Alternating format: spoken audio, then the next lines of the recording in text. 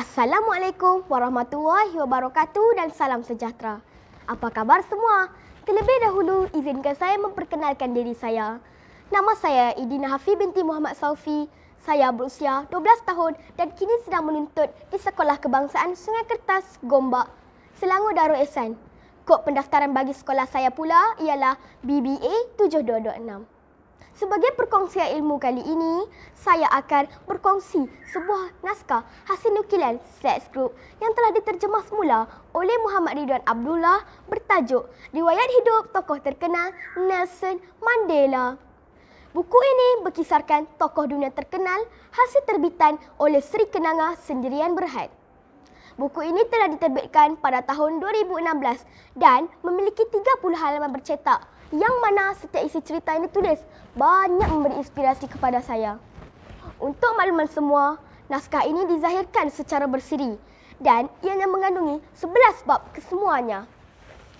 Naskah berada di tangan saya ini adalah terjemahan sah daripada buku Illustrated Life Nelson Mandela. Naskah ini umumnya menceritakan tentang kehidupan dan zaman pemerintahan seorang Presiden Afrika yang mana sifat sebenar beliau terselah apabila terutama semasa berjuang menentang isu-isu perkauman. Baiklah, saya kongsikan sedikit buat rakan-rakan semua nukilan penulis yang tokoh terkenal ini agar menjadi inspirasi kita bersama. Nelson Mandela dilahirkan pada 18 Julai 1918 di sebuah perkampungan kecil Vezo di Kunu Selatan, Transkei, Afrika dalam keluarga diraja Tembu. Kehidupan dan perjuangan Nelson Mandela ini terinspirasi kuat oleh bapanya sendiri yang merupakan ketua bandar Vezo itu sendiri. Walau bagaimanapun, disebabkan bapanya menentang kuasa penjajah, dia telah dilucutkan jawatan. Mandela memulakan pendidikan awal ketika berusia 7 tahun di sekolah Mubalik Methodist dan meneruskan pendidikan di sekolah Clackberry. Beliau menamatkan junior certificate hanya dalam masa 2 tahun dan bukannya 3 tahun seperti kebiasaannya.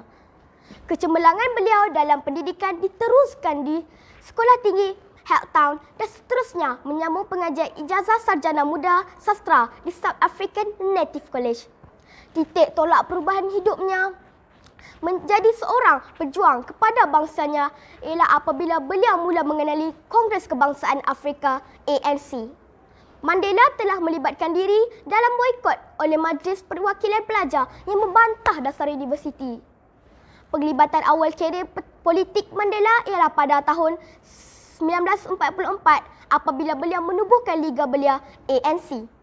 Mandela menjadi pemimpin sayap bersenjata ANC. Beliau menyelaraskan kempen sabotaj terhadap sasaran ketenteraan dan kerajaan serta membuat perancangan bagi menghadapi kemungkinan perang gerila jika sabotaj gagal menamatkan apartheid. Kemudian, Mandela bertindak memulakan perjuangan bersenjata sebagai jalan terakhir. Apabila penindasan dan keganasan daripada negara itu meyakinkan bahawa bantah tanpa kekerasan menentang apartheid selama bertahun-tahun tidak membuahkan hasil dan tidak mungkin berjaya. Pada 5 Ogos 1962, Mandela ditangkap selepas hidup dalam pelarian selama 17 bulan. Beliau dipenjarakan Johannesburg Fort.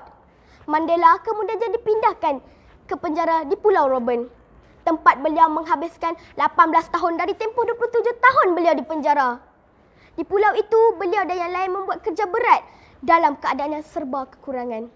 Banduan diasingkan mengikut bangsa dengan banduan berkulit hitam mendapat catatan paling sedikit.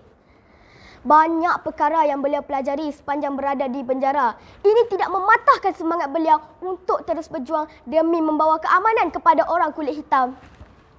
Akhirnya, pada tanggal 11 Februari 1990, Nelson Mandela telah dibebaskan dari penjara. Pembebasan beliau telah mendapat liputan meluas di seluruh dunia. Karier politiknya semakin berkembang semenjak pembebasan itu hingga pada 10 Mei 1994, beliau diangkat menjadi Presiden kulit hitam pertama Afrika Selatan. Banyak jasa yang ditinggalkan oleh beliau sehingga dianugerahkan Hadiah Nobel Keamanan pada tahun 1993 serta anugerah ijazah kedoktoran daripada berbagai universiti. Tak kenal maka tak cinta. Begitulah ungkapan yang sesuai digunakan bagi buku ini.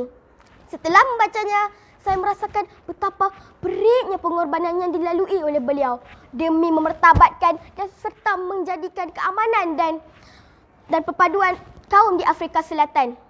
Keterampilan tokoh ini dapat membantu para pembaca, khususnya murid-murid, untuk menjadikan Nelson Mandela sebagai sumber inspirasi dalam memekarkan semangat perpaduan di Malaysia.